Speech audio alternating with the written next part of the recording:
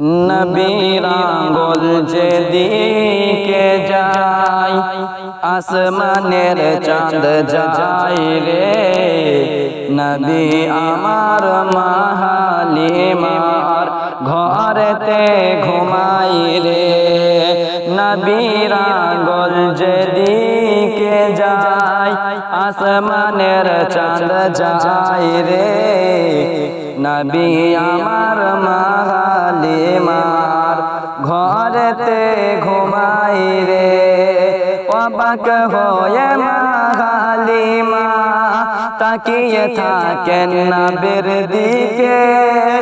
আসমানে চলে হুকুমত তাহার ছোট্ট ঘর থেকে, তাহার ছোট্ট ঘর থেকে। নবীর আঙ্গুল যেদিকে যায় আসমানের চাঁদ যায় রে। নবী আমার মা হালিমার ঘরেতে ঘুমাই রে।